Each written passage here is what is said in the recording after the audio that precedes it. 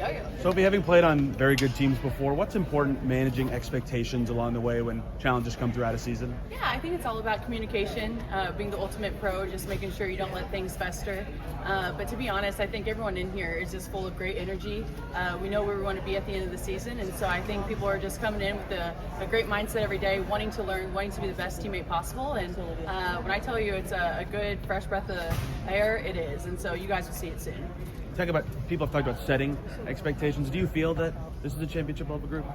I think, again, we know where we want to be at the end of the season. It's all about stacking the days. I think people have had really good teams in the past, and they just couldn't make it come together.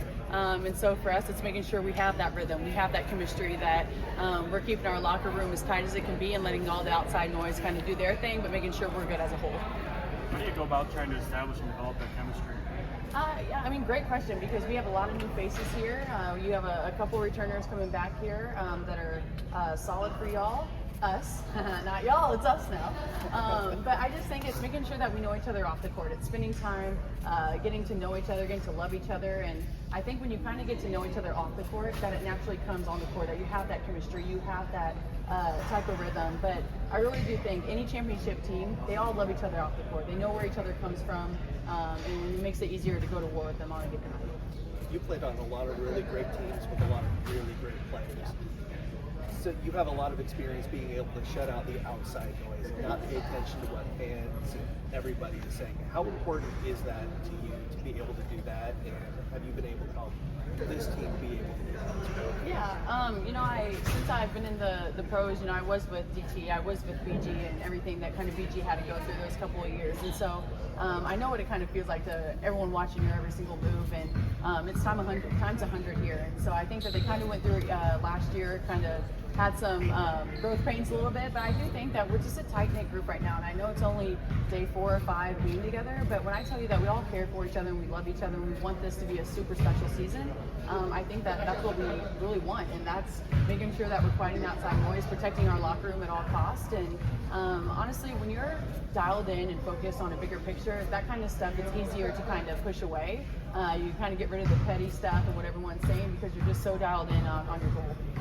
You have a lot of ticket requests for Iowa.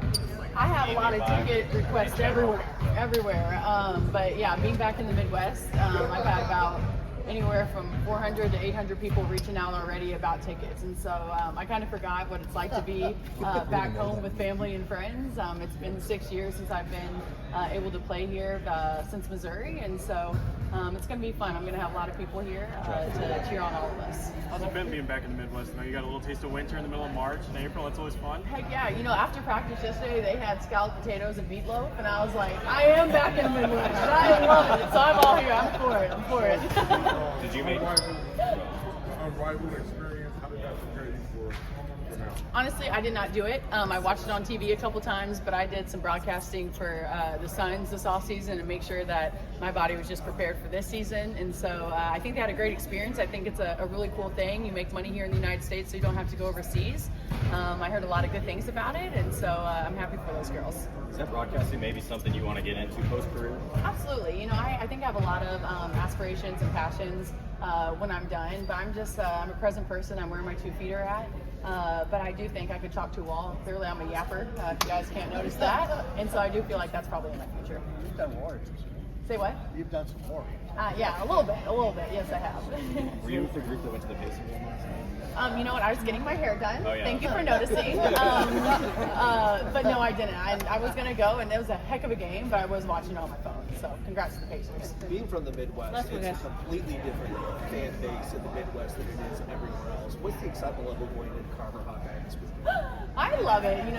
My little cousin, he actually plays football there. He's a tight end. I guess he's transferring to Mizzou now. But just being back in the Midwest, people are just good people. And especially when you go to a college town like Iowa City, to get behind someone so great like Caitlin Clark, I just think there's a lot of positive excitement news around women's basketball, around Caitlin, around Iowa. And so for us to kind of go there and kind of see what it's about. Actually, they ended my career there, my senior year of Mizzou. So I'm not salty or anything. From Iowa? I'm sorry. It's fine. It's all good. But no, it's going to be fun just to kind of be back in that Midwest mentality of people who are all about their sports teams. And so I'm excited for it.